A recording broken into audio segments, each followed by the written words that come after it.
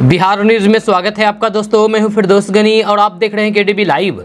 दोस्तों आज हो चुका है 21 जुलाई 2023। तो आज की पूरे बिहार की टॉप न्यूज लेकर आए हैं आपके लिए। दोस्तों वीडियो शुरू करने से पहले आपको बता दें कि अगर आप नए आए हैं इस चैनल पर तो फिर चैनल को सब्सक्राइब करके बेल आइकन को प्रेस कर दीजिए और साथ ही वीडियो को लाइक कर दीजिए, अपने दोस्तों के साथ शेयर भी कीजिए। तो चलिए शुरू करते हैं आज की पूरे बिहार की टॉप न्यूज।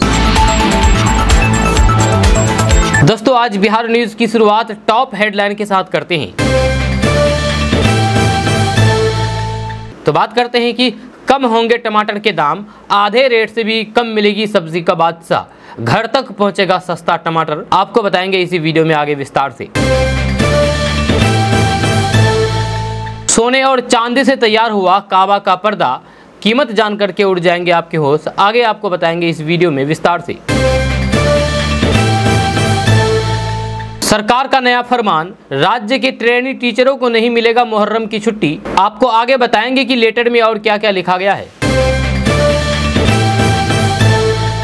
नीतीश बने विपक्षी एकता के सूत्रधार, देश में दिख रहा है नया सियासी ध्रुवीकरण।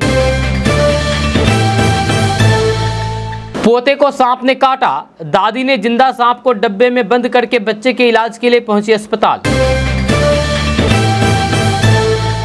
बिहार में पत्थरबाजों पर सख्त हुआ रेलवे, लोगों को जागरूक करने के साथ अब मुखिया पर होगी कार्रवाई।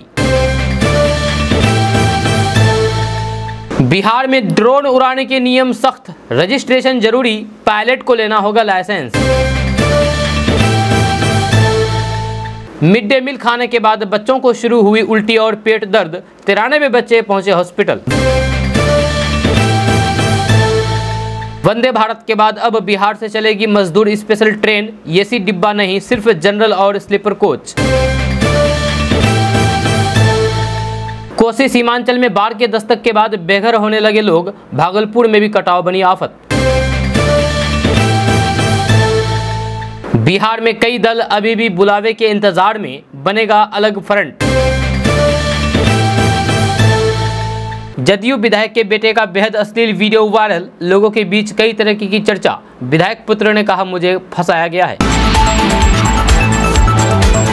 दोस्तों अब खबर विस्तार से। तो बात करते हैं कि अगर आप ट्रेन से सफर करते हैं तो फिर आपके लिए बहुत बड़ी खुशखबरी सामने आई है। आपको बता दें कि बाहर से रेल से सफर करने वाले यात्रियों के लिए खुशखबरी आई है। अब ट्रेन के जनरल कोच में सफर करने वाले यात्रियों को खाने पीने को लेकर के परेशान होने की जरूरत नहीं है। स्टेशन के प्लेटफॉर्म पर ही जनरल कोच के सामने इकोनॉमी मील स्टॉल लगाया जाएगा। इन स्टॉल पर बेहद किफायती कीमत पर यानी कि बेहद कम दाम में खाने पीने की सुविधा मिलेगी। आपको बता दें कि जनरल कोच में सफर करने वालों को खाने पीने के लिए स्टेशन पर भटकना पड़ता है। ऐसे में रेलवे ने जनरल कोच में यात्रा करने वाले लोगों को बड़ी सौगात देते हुए इकोनॉमी मील की शुरुआत की है। रेलवे बोर्ड की तरफ से 27 जून 2023 को जारी पत्र में जीएस कोचों के पास प्लेटफॉर्म पर इकोनॉमी मील परोसे जाने को लेकर के निर्देश दिए हैं। इन काउंटरों का स्थान जोनल रेलवे द्वारा तय किया जाना है। रेलवे की ओर से खान पान के जो मूल्य निर्धारित किए गए हैं उसमें 20 रुपये मुड़ी सब्जी और फिर अचार का पैकेट यात्रियों को मिलेगा, जिसमें 7 पूरी 150 ग्राम सब्जी और अचार शामिल होगा। दोस्तों बात करते हैं कि मुहर्रम के पहले दिन पर्दाए काबा बदला जाता है। जी हाँ, इस पर्दे की खासियत क्या है, इस साल इस पर्दे को कितने किलो सोने कितने किलो चांदी से तैयार किया गया है, ये हम आपको भी बताने जा रहे हैं। लेकिन उससे पहले जो लोग ये नहीं जानते हैं तो उन्हें ये बता दें कि जब आप हज यात्रा के लिए सऊदी अरब जाते हैं, मक्का शहर में ही काबा से होकर के गुजरते हैं। जहाँ इस्लाम धर्म में काबा को इबादत की इमारत भी कहा जाता है, जहाँ दुनिया भर के मुस्लिम काबा की ओर मुंह करते ही नमाज अदा करते हैं। इस्लाम धर्म की सबसे पवित्र स्थलों में से एक काबा 3 स्तंभों पर टिका हुआ है। इसके अंदर आपको चांदी सोने के लैंप देखने को मिलेंगे, लेकिन साल भर में ज़्यादातर समय ये काले पर्दे से ढका होता है। इस पर्दे को पर्दाए काबा कहा जाता है, जिसे हर साल बदलने का नियम है। साल 2023 में काबा का पर्दा बदला जा चुका है। अभी हम आपको इसकी खासियत बता रहे हैं। तो बात करते हैं कि किस्वा नाम से कारखाने में तैयार हुए पर्दाए काबा को इस साल 120 किलो सोने 110 किलो चांदी से तैयार किया गया है। यह पर्दे में इस्तेमाल होने वाले कपड़े के लिए 670 किलोग्राम सफ़ेद रेशम का धागा आयात किया जाता है, जिसे बाद में काले रंग से रंग दिया जाता है। इसके बाद जैकवार्ड मशीनें काले धागे को सादे या फिर पैटर्न वाले कपड़े में बुनती है, जिससे पहले काला पर्दा तैयार करते हैं। फिर उस पर्दे पर पवित्र कुरान की आयतों को एक सुंदर लिपि में दिलचस्प तरीके से सोने चांदी के धागे से बुना जाता है। रिपोर्ट्स की माने तो पर्दा काबा तैयार करने के लिए $3.4 मिलियन का खर्च आता है। इसे 200 से अधिक कारीगर कई महीनों तक लगातार काम करके तैयार करते हैं। दोस्तों बात करते हैं कि केंद्र की एनडीए सरकार के खिलाफ एकजुट दिखाने के लिए बेंगलुरु में विपक्षी दलों के नेता एकजुट हुए।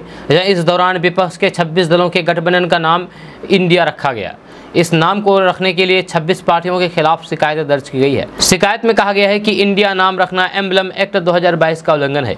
इस एक्ट के तहत कोई भी इंडिया नाम अपने निजी फायदे के लिए इस्तेमाल नहीं कर सकता है या इससे लोगों की भावनाएं आहत हुई है। शिकायत में कहा गया है कि 26 राजनीतिक दलों ने देश के नाम का गलत इस्तेमाल किया है।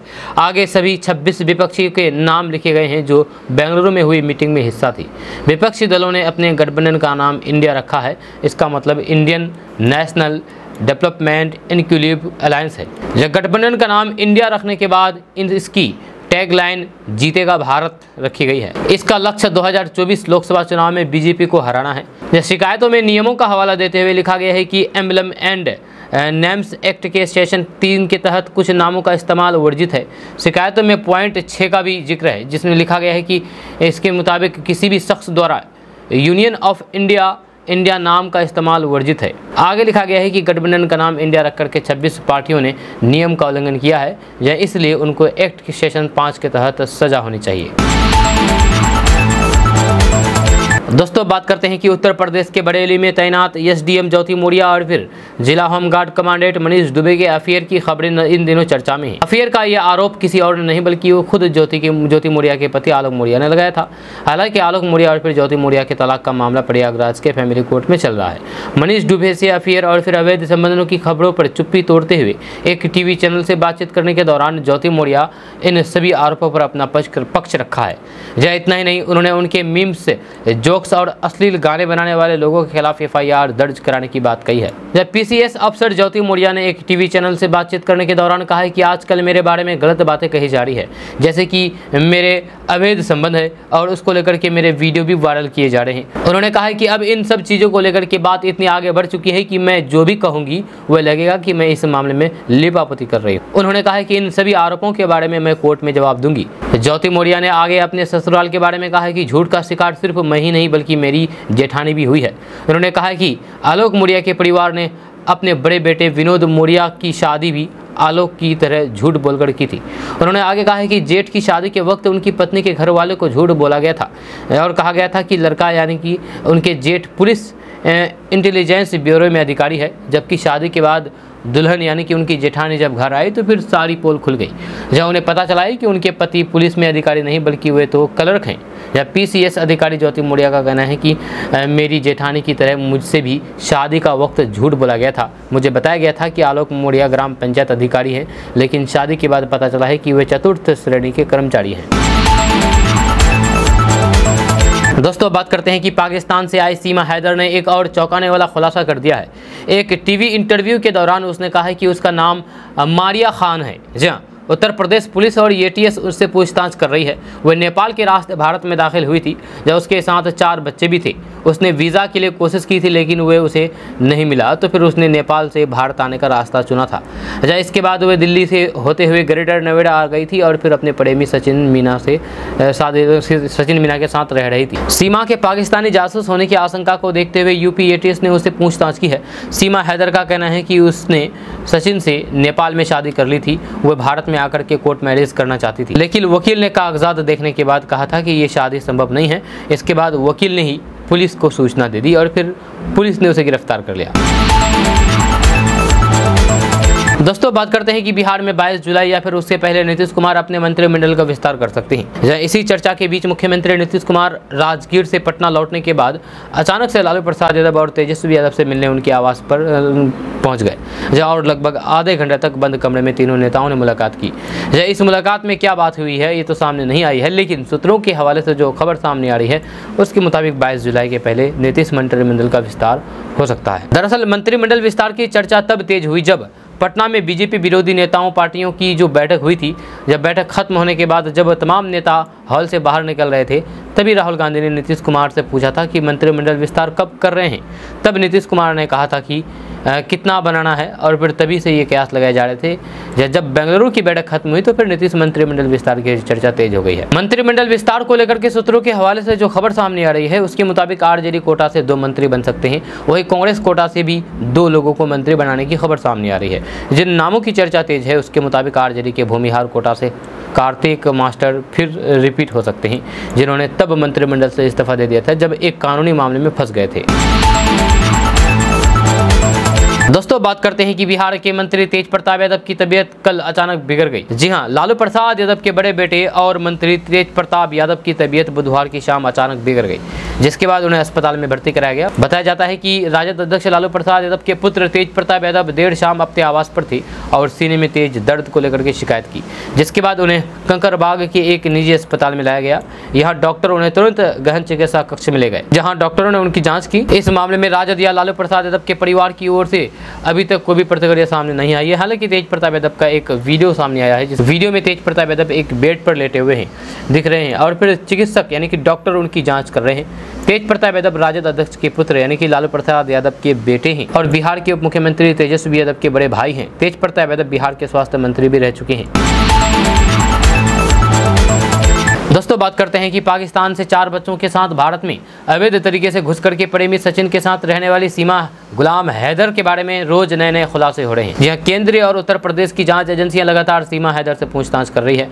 यह ताज़ा जानकारी के मुताबिक सीमा हैदर भारत में घुसने से पहले 1 सप्ताह तक नेपाल के काठमांडू में रह रही थी। रोज नए खुलासे के बाद अब पाकिस्तानी सीमा गुलाम हैदर और फिर उनके भारतीय प्रेमी सचिन मीना की प्रेम कहानी सवालों के घेरे में है, जहाँ अब जांच में सामने आया है कि भारत आने से पहले 1 सप्ताह तक सीमा और सचिन काठमांडू के होटल में रुके थे। ये भी सामने आया है कि जोड़े ने होटल में कमरा बुक करने के लिए फर्जी नामों का इस्तेमाल किया था। नेपाल के काठमांडू में सचिन और फिर सीमा ने होटल न्यू विनायक में कमरा नंबर 204 बुक किया था। होटल के कमरे में दोनों ने इंस्टाग्राम रील्स की भी शूटिंग की थी। इसके बाद दोनों लोग प्रसिद्ध पशुपतिनाथ मंदिर का भी दौरा करने लगे। होटल के रिसेप्शनिस्ट गणेश रोमाकार ने मीडिया को बताया है कि पहले सचिन अकेले आया था, जहां एक कमरा बुक किया और फिर कहा कि उसकी पत्नी बाद में आएगी। गणेश ने बताया है कि होटल में आने वाले लोगों के आईडी कार्ड नहीं मांगे जाते हैं, सिर्फ रजिस्टर में उनका नाम लिखा जाता है। जहां उन्होंने कहा है कि ये संभव हो सकता है कि कमरे की बुकिंग करते समय सचिन और सीमा दोनों ने फर्जी नामों का इस्तेमाल किया हो। गणेश ने कहा है कि सीमा और सचिन उनके परिवार के साथ घुल गए थे, जहां उनके बच्चों के साथ वीडियो रील्स भी बनाते थे। होटल कर्मी गणेश ने कहा है कि सीमा ने कभी ये नहीं बताया है कि वे पाकिस्तान से हैं। जहाँ सीमा और सचिन ज़्यादातर समय अपने कमरा नंबर 204 में ही बिताते थे, जो एक छोटा सा कमरा है। होटल में रहने के दौरान सीमा हैदर ने क्लब और फिर पब जाने की इच्छा जताई थी, लेकिन होटल कर्मियों द्वारा समझाया गया है कि वहाँ भारतीयों के साथ ठगी की जाती है। दोस्तों बात करते हैं कि देश में 29 जुलाई को मुहर्रम मनाया जाएगा। जहाँ इस मौके पर देश के तमाम सरकारी और प्राइवेट स्कूलों में छुट्टी दी जाती है, लेकिन अब बिहार में ट्रेनिंग ले रहे टीचरों के लिए नया फरमान जारी किया गया है। जहाँ बिहार शिक्षा विभाग की राज्य शैक्षणिक अनुसंधान और फिर प्रशिक्षण परिषद ने यह आदेश जारी किया है। इसमें साफ तौर पर कहा गया है कि बिहार में ट्रेनिंग ले रहे टीचरों को मुहर्रम की छुट्टी नहीं मिलेगी। दरअसल बिहार शिक्षा विभाग के राज्य शैक्षणिक अनुसंधान और फिर प्रशिक्षण परिषद ने एक आदेश जारी किया है और कहा गया है कि राज्य में यानी कि बिहार में प्रखंड संसाधनों केंद्रों सहित सभी केंद्रों पर जारी शिक्षकों का प्रशिक्षण 29 जुलाई को यानी कि मुहर्रम के दिन भी जारी रहेगा। SCRT द्वारा 18 जुलाई को सभी प्रशिक्षण संस्थानों के प्राचार्यों को जारी एक परिपत्र के अनुसार राज्य के विभिन्न केंद्रों पर प्रशिक्षण प्राप्त कर रहे शिक्षकों को 29 जुलाई मुहर्रम के दिन अवकाश नहीं मिलेगा, यानी कि छुट्टी नहीं मिलेगा। उनके लिए उस दिन भी प्रशिक्षण जारी रहेगा। दोस्तों बात करते हैं कि बिहार लोक सेवा आयोग के माध्यम से चल रही नियुक्ति प्रक्रिया में करीब 16,000 पदों पर ही दूसरे राज्यों के अभ्यर्थी आवेदन कर सकते हैं। यानी कि बिहार में जो शिक्षक भर्ती का आवेदन के लिए आवेदन चल रहा है उसमें से मात्र 16,000 बाहरी लोग, बिहार के बाहर के लोग 16,000 बाहर के लोग इसमें आवेदन कर सकते हैं और इसमें नौकरी पा सकते हैं। लेकिन ये भी साफ हो गया है कि किसी तरीके के आरक्षण का लाभ सिर्फ बिहार के अस्थायी निवासी को ही मिलेगा। इस संबंध में मुख्य सचिव ने 3 जुलाई को जानकारी दी थी। इस संबंध में शिक्षा विभाग के पदाधिकारी बताते हैं कि कुल 1,70,461 पदों पर नियुक्ति के लिए विज्ञापन जारी हुए हैं।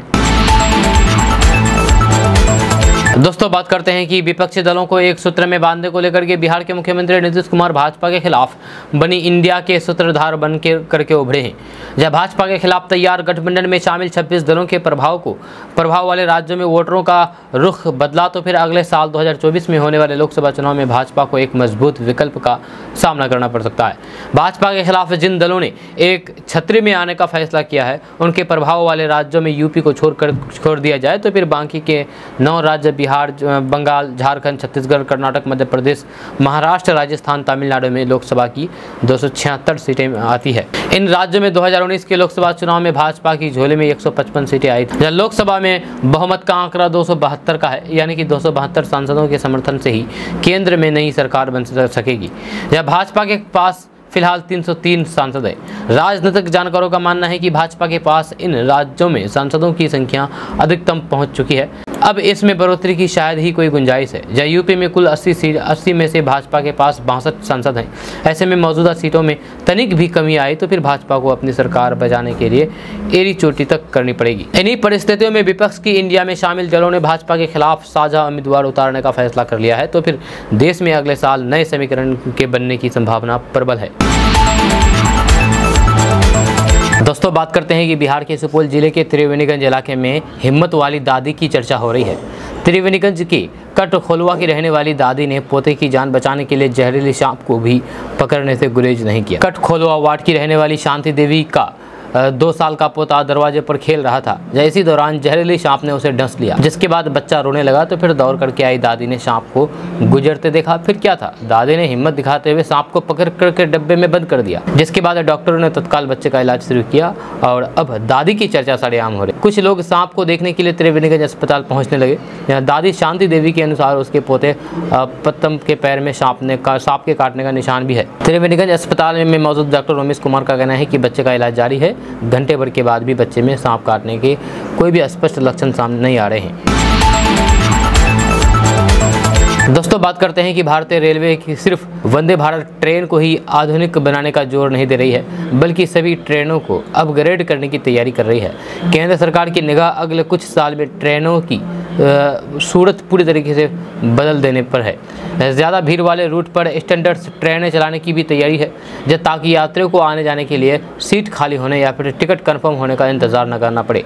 यह सरकार के टॉप लेवल सूत्रों का कहना है कि अगले कुछ साल में ट्रेनों को लेकर के काफ़ी बदलाव किए जाने लगे हैं। हमारी तैयारी सभी ट्रेनों में ऑटोमेटिक दरवाजे और फिर एंटी जर्क कपलर्स लगाने की है। इससे ट्रेन के चलने और फिर रुकने पर यात्रियों को झटके नहीं महसूस होंगे। साथ ही हर ट्रेन में हम डबल इंजन भी लगाएंगे, जिससे सेमी स्पीड ट्रेन सेट तैयार करने में हमारा खर्चा कम हो जाएगा। डबल इंजन होने से ट्रेन से सफ़र करने का भी समय घटाया जा सकेगा।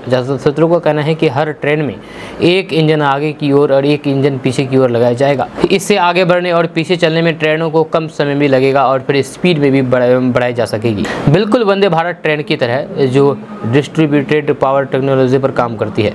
इससे सफ़र करने का समय भी घटाया जा सकेगा।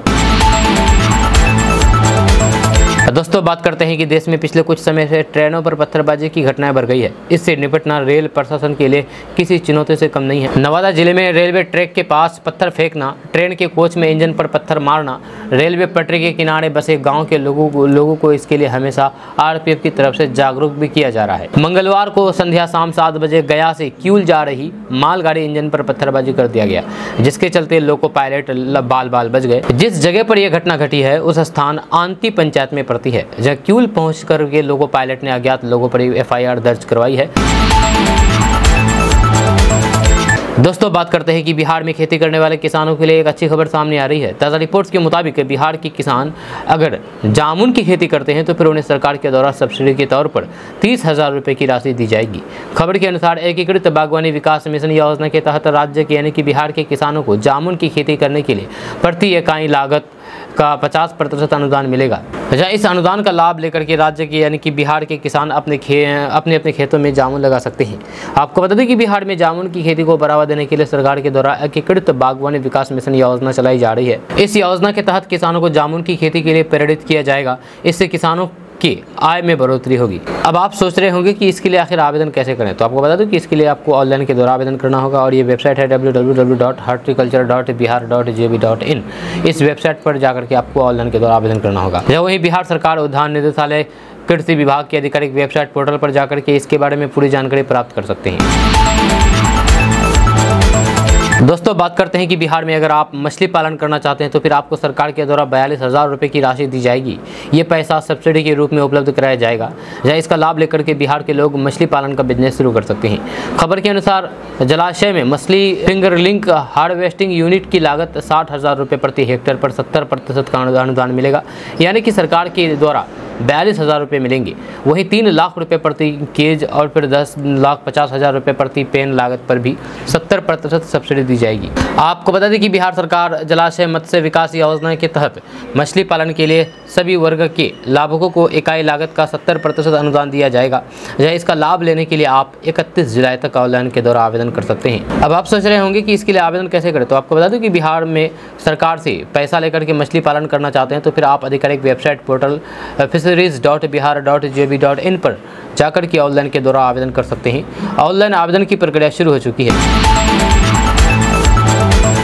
दोस्तों बात करते हैं कि बिहार में अगर आप उद्योग लगाना चाहते हैं तो फिर आपके लिए अच्छी खबर सामने आ रही है। ताज़ा रिपोर्ट्स के मुताबिक बिहार में कृषि से संबंधित उद्योग लगाने पर सरकार के द्वारा पैसा दिया जाएगा। ये पैसा सब्सिडी के रूप में उपलब्ध कराई जाएगी। खबर के अनुसार बिहार कृषि निवेश प्रोत्साहन नीति के तहत कृषि आधारित खाद्य प्रसंस्करण उद्योग लगाने पर सरकार के द्वारा अनुदान दिया जाएगा। जैसे सरकार मखाना प्रसंस्करण उद्योग और फिर शहद प्रसंस्करण उद्योग लगाने के लिए अनुदान देगी। आपको बता दें कि मखाना प्रसंस्करण उद्योग और शहद प्रसंस्करण उद्योग के लिए परियोजना लागत 25 लाख से 5 करोड़ के निवेश पर सरकार व्यक्तिगत निवेशकों को 15% का अनुदान देगी, जबकि किसान उत्पादक संगठन को 25% पूंजीगत अनुदान देगी। अब आप सोच रहे होंगे कि इसके लिए आवेदन कैसे करें, तो आपको बता दूं कि अगर आप बिहार कृषि निवेश प्रोत्साहन नीति के तहत कृषि आधारित खाद्य प्रसंस्करण उद्योग लगाना चाहते हैं तो आप बिहार सरकार उद्यान निदेशालय कृषि विभाग की आधिकारिक वेबसाइट पर जाकर के आवेदन कर सकते हैं। दोस्तों बात करते हैं कि बिहार के बक्सर जिले में रहने वाले लोगों के लिए बड़ी खबर सामने आ रही है। ताज़ा रिपोर्ट्स के मुताबिक बक्सर जिले के भू जल स्तर में थोड़ा सुधार हुआ है, जबकि बारिश नहीं होने से राज्य के यानी कि बिहार के कई जिलों में भूजल स्तर काफी नीचे चला गया है। खबर के अनुसार बिहार के बक्सर जिला में बारिश के कारण भूजल स्तर में वृद्धि हुई है, जहाँ यहाँ भूजल स्तर 1.46 फुट ऊपर आया है, जबकि बिहार के कई जिलों में जल स्तर नीचे जा रहा है, जिससे इन जिलों के किसानों को खेती के लिए सिंचाई में दिक्कत होने लगी है। आपको बता दें कि जहानाबाद जिले में बारिश नहीं होने से यहाँ की जलस्तर में तेजी से गिरावट आई है, जबकि भोजपुर में भी जलस्तर नीचे गया है। यहाँ 19 से इस महीने में जलस्तर 21.2 फीट नीचे चला गया है। औरंगाबाद में भूजल स्तर 25 फीट नीचे चला गया है। जानकारी की माने तो बिहार में एक बार फिर से मानसून रूठ गया है, जब बारिश नहीं होने से बिहार में धान की रोपनी नहीं हो पा रही है। जब साथ ही साथ कई जिलों में भूजल स्तर भी लगातार नीचे जा रहा है, जिससे लोगों की चिंताएं बढ़ने लगी है। दोस्तों बात करते हैं कि बिहार में कई इलाकों में टमाटर की डिस्काउंट सेल लगी है, जहां टमाटर की कीमत 100 के पार जा चुकी है। भारत में लोग सब्जियों की बढ़ती कीमत की वजह से लोग परेशान हैं, जहां इसके बाद भारत सरकार की ओर से 90 रुपये किलो में टमाटर की बिक्री हो रही है। यहाँ कई लोग टमाटर खरीदने पहुँच रहे हैं, जहाँ पटना शहर में 40 जगहों पर 90 रुपये प्रति किलो टमाटर मिल रहा है। जहाँ गांधी मैदान में स्थित विश्वमान भवन के पास शनिवार को 40 रुपये प्रति किलो टमाटर बेचने की शुरुआत की गई है, जहाँ पहली खेप में 10 ट्रक टमाटर मंगा गया है। यह टमाटर का दाम 90 रुपये से कम होने तक बिस्कोमान की ओर से पटना के चिन्हित स्थानों पर टमाटर की बिक्री की जा रही है। जब दूसरे चरण में गया, नालंदा, वैशाली और फिर सारण में भी 90 रुपये प्रति किलो टमाटर बिस्कोमान की ओर से बेचा जाएगा। बिस्कोमान के चेयरमैन विधान पार्षद डॉक्टर सुनील सिंह ने इसकी जानकारी शुरुआत की है। जहाँ बिस्कोमान के चेयरमैन डॉक्टर सुनील सिंह ने बताया है कि भारत सरकार के उपभोक्ता मंत्रालय की ओर से नेफेड के सहयोग से बिस्कोमान 90 रुपये प्रति किलो टमाटर बेच रहा है। जब पटना में अभी 40 जगहों पर बिक्री की जाएगी। प्रथम चरण में 10 ट्रक टमाटर मंगाया गया है। दूसरे चरण में गया, वैशाली, सारण और नालंदा में 90 रुपये किलो टमाटर बिक्री के स्टॉल लगाए जाएंगे। दोस्तों बात करते हैं कि भारत के सबसे बड़े सरकारी बैंक की SBI ने ग्राहकों के लिए खुशखबरी लेकर आई है। ग्राहकों को ये लाभ सीमित अवधि के लिए मिल रहा है। जहां अगर आप भी भारतीय स्टेट बैंक के ग्राहक हैं और फिर होम लोन लेने की सोच रहे हैं तो फिर आपके लिए अच्छी खबर है। स्टेट बैंक ऑफ इंडिया ने होम लोन पर प्रोसेसिंग फीस घटा दी है। स्टेट बैंक ऑफ इंडिया अपने ग्राहकों को रियायती दरों के साथ होम लोन पर 50% से 100% तक की छूट दे रहा है। ये छूट रेगुलर होम लोन, फ्लेक्सी पे, NRI और फिर ऑन होम पर उपलब्ध है। जहां ग्राहकों को 31 अगस्त 2023 तक SBI होम लोन पर प्रोसेसिंग फीस में छूट मिलेगी। दोस्तों बात करते हैं कि अगर आप बिहार में ड्रोन उड़ाते हैं तो फिर ये खबर आपके लिए है। अब क्योंकि बिहार में अब ड्रोन उड़ाने के लिए उसका पहले रजिस्ट्रेशन करना होगा। यहाँ राज्य सरकार ने ड्रोन का पंजीकरण अनिवार्य कर दिया है। ऑनलाइन डिजिटल स्काई प्लेटफॉर्म पर ड्रोन को पंजीकृत किया जाएगा। इसके लिए आवेदक को एक विशिष्ट पहचान संख्या आवंटित की जाएगी, तभी ड्रोन को उड़ाया जा सकेगा। इसके साथ ही 250 ग्राम से ज्यादा वजनी ड्रोन उड़ाने के लिए पायलट के पास लाइसेंस होना जरूरी है। अंतर्राष्ट्रीय सीमा और फिर एयरपोर्ट के करीब वाले रेड जोन में ड्रोन उड़ाने पर रोक रहेगी। जब नियम तोड़ने पर प्रशासन ड्रोन को जब्त कर लेगा और फिर उसके मालिक एवं संचालन पर कानूनी कार्रवाई की जाएगी। गृह विभाग की विशेष शाखा ने इस संबंध में बुधवार को निर्देश जारी कर दिया है। विभागीय सूत्रों ने बताया है कि ड्रोन के संचालन पर नजर रखने के लिए सभी जिलों में जिलाधिकारी की अध्यक्षता में समिति का गठन किया गया है, जहां पुलिस अधीक्षक इसके सदस्य बनाए गए हैं। 250 ग्राम से अधिक वजन वाले ड्रोन को उड़ाने के लाइसेंस जरूरी होगा, जहां इसका परिचालन लाइसेंस प्राप्त रिमोट पायलट ही कर सकते हैं। ड्रोन उड़ाने के लिए लाइसेंस को भी डिजिटल स्काई प्लेटफॉर्म पर आवेदन करना होगा, जिसकी वैधता 10 साल होगी। दोस्तों बात करते हैं कि मुख्यमंत्री नीतीश कुमार ने बेंगलुरु में विपक्षी दलों की बैठक को लेकर की अपनी नाराजगी की अटकलों को खारिज करते हुए बुधवार को ये कहा कि बहुत अच्छी बैठक हुई है, सभी मिलजुल करके एकजुट होकर के आगे बढ़ेंगे। राजगीर में मलमास मेले को लेकर के आयोजित कार्यक्रम में पहुंचे मुख्यमंत्री नीतीश कुमार से जब बेंगलुरु में हुई विपक्ष की बैठक को लेकर के सवाल किया गया तो फिर उन्होंने कहा कि बहुत अच्छी बैठक हुई है। यहाँ 15 पार्टियां शामिल हुई थी, वहाँ 26 पार्टियां शामिल हुई, जहाँ काफ़ी अच्छी बातचीत हुई, मिलजुल करके एकजुट होकर के आगे बढ़ेंगे। विपक्ष की बैठक से नाराज होकर के बेंगलुरु से लौटने के भाजपा के दावे को फालतू बात करार देते हुए नीतीश कुमार ने कहा है कि राजगीर में आयोजित कार्यक्रम में शामिल होने के लिए उन्हें तत्काल आना था, इसलिए वे लौट आए हैं, जहाँ कोई अन्य बात नहीं है। बेंगलुरु में हुई विपक्ष की बैठक के बारे में मुख्यमंत्री ने कहा कि बहुत अच्छा हुआ है और फिर सर्वसम्मति से हुआ है। बीजेपी नेता और बिहार के डिप्टी सीएम सुशील कुमार मोदी के इस दावे पर कि इंडिया नाम पर नीतीश कुमार ने नाराजगी जताई थी, इसलिए वे नाराज होकर के लौट गए थे। यानी कि सुशील कुमार मोदी ने कहा था कि नीतीश कुमार को इंडिया नाम से नाराज है, इसलिए वे वापस लौट गए हैं। वहीं पर नीतीश कुमार ने पलटकर सवाल करते हुए पूछा है कि क्या हुए, यानी कि सुशील कुमार मोदी वहाँ पर मौजूद थे। जब विपक्षी गठबंधन का संयोजक बनाए जाने की अटकलों के बारे में पूछे जाने पर नीतीश कुमार ने कहा है कि हमारी ऐसी कोई भी इच्छा नहीं है, हम सभी को एकजुट करने में लगे हुए हैं, देश के हित में काम होना चाहिए, हमारी कोई व्यक्तिगत पसंद नहीं है। ये पूछे जाने पर कि क्या विपक्ष को एकजुट करने के लिए उनके प्रयास की पृष्ठभूमि में एनडीए की बैठक बुलाई गई है, तो नीतीश कुमार ने कहा है कि उसका कोई मतलब है क्या। जब उसमें शामिल दलों के नाम देख लीजिए, पहले कभी वे बैठक बुलाए हैं, कभी नहीं बुलाए हैं, पहली बार आज बैठक बुलाया गया है। अटल जी के समय में 1999 में जब हम लोग सरकार में थे, एनडीए का गठन हुआ था, उस समय बैठक होती थी, बाद में उसकी कभी भी बैठक नहीं हुई। दोस्तों बात करते हैं कि रेल मंत्री अश्विनी वैष्णव के कार्यकाल में यात्रियों की सुविधाओं को ध्यान में रखते हुए तमाम तरह के फैसले किए जा रहे हैं। जब पिछले दिनों रेलवे की वीआईपी कल्चर को बंद करने के बाद अब रेलवे बोर्ड ने एक और बड़ा फैसला किया है। रेलवे अधिकारियों की तरफ से बताया गया है कि भारतीय रेलवे निम्न आय वाले यात्रियों के लिए ट्रेनें शुरू करने के लिए तैयार हैं। ये ट्रेनें मुख्य रूप से ऐसे यात्रियों के लिए होगी जो शारीरिक मजदूर के रूप में काम करते हैं। दोस्तों बात करते हैं कि बिहार में मौसम ने एक बार फिर से करवट ली है, जब मानसून एक बार फिर से कमजोर दिखाई पड़ रहा है। मौसम विभाग की माने तो 23 जुलाई तक मानसून कमजोर रहेगा। इस दौरान बिहार के कई हिस्सों में तेज धूप देखने को मिलेंगी। जब पटना सहित आसपास के कई जिलों में एक बार फिर से गर्मी का एहसास होने लगा है। आलम यह है कि लोग एक बार फिर से एसी कूलर की शरण में जाने लगे हैं। यही हाल बिहार के सीमांचल क्षेत्र का है। सीमांचल मिथिलांचल यानी कि सीमांचल के 4 जिले किशनगंज, अररिया, पुणे, कटिहार में भी गर्मी रिकॉर्ड तोड़ रही है। लोगों को सूरज अपने तपिश से झुलसा रहे हैं। लोग कह रहे हैं कि ये धूप नहीं बल्कि आग बरस रही है। हालांकि कहीं कहीं हल्की बारिश देखने को भी मिल सकती है।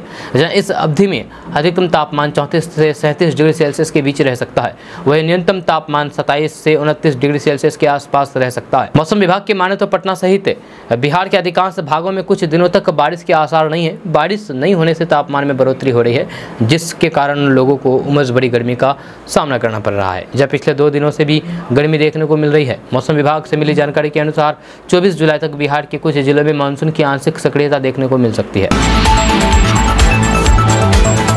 दोस्तों बात करते हैं कि बिहार के खगड़िया में NH 31 की बूढ़ी गंडक नदी पर बने 4 लेन पथ पर स्थित पुल का एक हिस्सा क्षतिग्रस्त हो गया। जी हाँ, स्थानीय लोगों ने पुल क्षतिग्रस्त होने की जानकारी NHAI के लोगों को दी, जिसके बाद NHAI के लोग मौके पर पहुंच गए और पुल की जांच कर रहे हैं। फिलहाल पुल से आवागमन भी जारी है।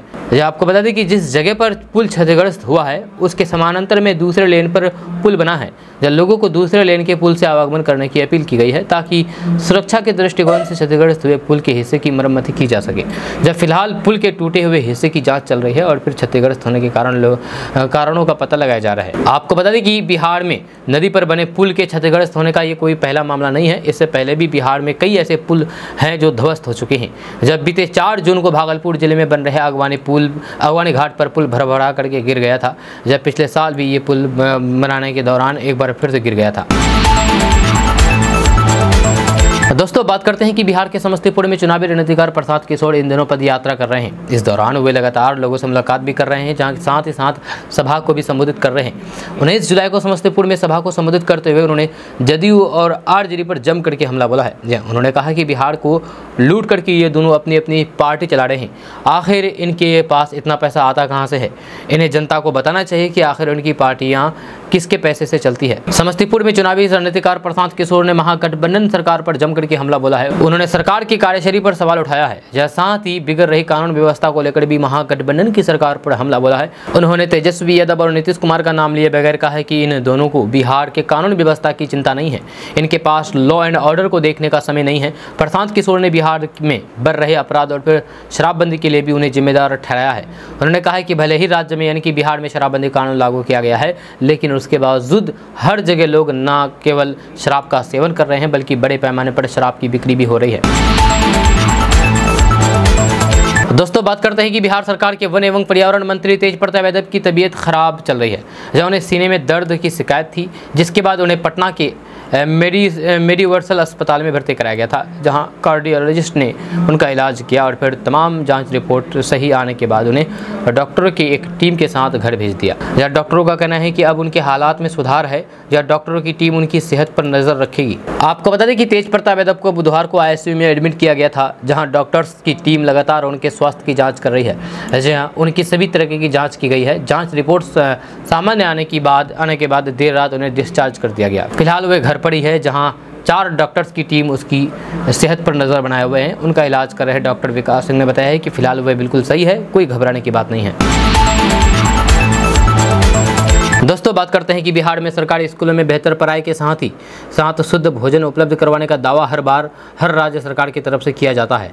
जहां इसको लेकर के सरकार की तरफ से मिड डे मील योजना भी चलाई जा रही है, लेकिन इसके बावजूद भी आए दिन सरकार के इन दावों की पोल खुलती हुई रहती है। जब मिड डे मील योजना के खाने में कभी छिपकली गिरी हुई पाई जाती है तो कभी कीड़े नजर आते हैं, जिससे सैकड़ों बच्चों के बीमार होने की भी खबरें सुर्खियों में बनी रहती है। इसी कड़ी में अब एक ताज़ा मामला बिहार के बांका से निकल करके सामने आ रहा है, जहां मध्य विद्यालय के MDM खाने के बाद 93 बच्चे बीमार पड़ गए। दरअसल मध्याह्न भोजन खाने की वजह से आए दिन बच्चे अस्पताल पहुंच रहे हैं। ऐसे में ताज़ा मामला बिहार के बांका जिले का है, जहां रजौन थाना क्षेत्र के खैरा पंचायत के अंतर्गत पड़न्ना मध्य विद्यालय आनंदपुर में बुधवार को MDM खाने के बाद यानी कि मध्याह्न भोजन खाने के बाद 93 बच्चे बीमार पड़ गए। भोजन में छिपकली की आशंका जताई गई है। हालांकि इस बात का जिला प्रशासन ने खंडन किया है। जिला प्रशासन के अनुसार सभी बच्चे आशंका के शिकार हो गए। बताया जा रहा है कि मध्य विद्यालय आनंदपुर में बच्चों की तबीयत बिगड़ने के बाद आनंद फानन में रजोल सामुदायिक स्वास्थ्य केंद्र में भर्ती कराया गया, जहां सभी बच्चे प्राथमिक जांच और उपचार किया गया है। अभी सभी बच्चे स्वस्थ हैं। दोस्तों बात करते हैं कि बिहार में बाढ़ की स्थिति अब बन चुकी है। जी हाँ, बिहार और फिर नेपाल में हुई बारिश की वजह से बिहार की नदियों का जलस्तर बढ़ा है, जहाँ अधिकतर नदियों में उफान देखा गया। वहीं कोसी सीमांचल क्षेत्र के कई गांव में बाढ़ का पानी प्रवेश कर चुका है, जहाँ सैकड़ों पंचायतों का संपर्क जिला मुख्यालय से भंग हो चुका है। वहीं जिला क्षेत्र में नदियों का जलस्तर घटा है, जो वहाँ कटाव का संकट अब गहराने लगा है। जहाँ हालात कुछ ऐसे हैं कि सड़क के ऊपर कई फीट तक पानी बह रहा है और लोग घरों में बंद हो चुके हैं। कई जगहों पर लोग पलायन की तैयारी में भी लगे हुए हैं। जहां सुपौल के किशनपुर में मौजा पंचायत में 2 दर्जन घर कोसी के कटाव में विलीन हो चुके हैं। वीरपुर में कोसी के जलस्तर में उतार चढ़ाव का सिलसिला जारी है। जब बरहा क्षेत्र में कोसी नदी का डिस्चार्ज घटते क्रम में 77,600 क्यूसेक रिकॉर्ड किया गया। जब फिलहाल नेपाल और फिर भारतीय प्रभाग के दोनों तटबंध सुरक्षित हैं, इस पर लगातार निगरानी रखी जा रही है। यह सुपौल में कोसी के कटाव से बेघर हुए पीड़ितों के लिए कोसी तटबंध और फिर NH शरण स्थली बना हुआ है। पीड़ित दोनों जगहों पर किसी तरह बांस बल्ला के सहारे अस्थायी घर खड़ा करके अपने परिवार के साथ रहने को मजबूर हैं। पीड़ितों का कहना है कि बाढ़ से अधिक खतरनाक कटाव का होता है। इसमें लोगों का अपना घर द्वार सहित खेत खलियान में लगे फसल को बचाना मुश्किल हो जाता है। कटाव ऐसा है कि आज तक वहां लोगों को घर और खेत खलियान दिख रहा है, कल दिखेगा या नहीं दिखेगा ये मुश्किल है कहना। दोस्तों बात करते हैं कि जनसुराज के सूत्रधार और चुनावी रणनीतिकार प्रशांत किशोर इन दिनों समस्तीपुर में पदयात्रा कर रहे हैं। इस दौरान वे लगातार लोगों को संबोधित कर रहे हैं। जब बुधवार को उन्होंने जदयू और आरजेडी पर तीखा हमला बोला है। उन्होंने कहा है कि किसी भी बिहार के नेता जैसे कि आरजेडी, जदयू या फिर किसी लोकल पार्टी के नेताओं में से हिम्मत जुटा करके सवाल पूछा जाना चाहिए कि पार्टी कैसे चलती है। तेजस्वी यादव अपना बर्थडे प्राइवेट प्लेन में मनाते हैं, जहां उसका पैसा कहां से आता है। तेज प्रताप यादव और तेजस्वी यादव जनता को जवाब दे कि भैया तुम्हारे दल को चलाने के लिए पैसा कहां से आता है। आपका तो बिहार से बाहर कहीं कोई ठिकाना नहीं है। इन दोनों दलों के पास आधा आधा बिहार है। इसी गरीब बिहार को लूट करके ये अपनी पार्टी चला रहे हैं। प्रशांत किशोर ने कहा है कि मैंने 10 सालों से पूरे देश में काम किया है और आज देश के 6 राज्यों में ऐसे लोगों की सरकार है जिनके बनने में हमने कंधा लगाया है। जनसुराज का अभियान जब मैंने शुरू किया तो फिर मैं घर घर जाकर के, गाँव-गाँव जाकर के ये आश्वस्त दे रहा हूँ कि आप गरीब से गरीब व्यक्ति भी हैं। आप समाज में बिहार के राजनीतिक विकल्प के लिए नया प्रयास करना चाहते हैं तो फिर आप धन की व्यवस्था की, संसाधनों की चिंता मुझ पर छोड़ दीजिए और आप आइए और नया बिहार बनाएं। जनसुराज के संस्थापक ने कहा है कि संसाधन कहीं से लाना पड़ेगा। ये उन लोगों से मदद ली जा रही है जिनको पिछले 10 सालों में देश के अलग अलग हिस्सों में चुनाव जीतने में हमने मदद की है। बिहार में कोई ऐसा माई का लाल नहीं है जो ये खड़ा होकर के कह दे कि मैंने उनसे 1 रुपया भी लिया हो। यहाँ 1 कप चाय भी मैं किसी का नहीं पीता हूँ। अपना चाय खाना, टेंट, तंबू, गाड़ी लेकर के चलता हूं। आप देख रहे हैं 1 साल से मैं अपने खर्च पर चल रहा हूं। चुनावी रणनीतिकार प्रशांत किशोर ने आगे कहा है कि ये व्यवस्था मैंने इसीलिए बनाई है ताकि बिहार में जो ठेकेदार हैं, माफिया हैं, पैसे वाले हैं, उनका प्रभाव जनसुराज पर ना पड़े, उनका दबाव ना पड़े। मैं अगर पैसे की व्यवस्था बाहर से नहीं करूंगा तो फिर ये जो यहाँ पैसे वाले हैं, शराब माफिया, बालू माफिया हैं, जैसे उन्होंने दूसरे दलों पर कब्जा किया है वैसे जनसुराज को भी कब्जा में कर लेंगे। मैं भी अगर किसी गरीब आदमी को आगे बढ़ाना चाहूँगा तो भी वे नहीं कर पाऊँगा। दोस्तों आज का न्यूज़ बस यहाँ तक। कैसा लगा नीचे कमेंट बॉक्स में कमेंट करके ज़रूर बताइएगा। अगर आप नए आए हैं इस चैनल पर तो फिर चैनल को सब्सक्राइब करके बेल आइकन को प्रेस कर दीजिए और साथ ही वीडियो को लाइक कर दीजिए, अपने दोस्तों के साथ शेयर भी कीजिए। तो चलिए मिलते हैं फिर नेक्स्ट वीडियो के साथ। तब तक के लिए जय हिंद, जय बिहार।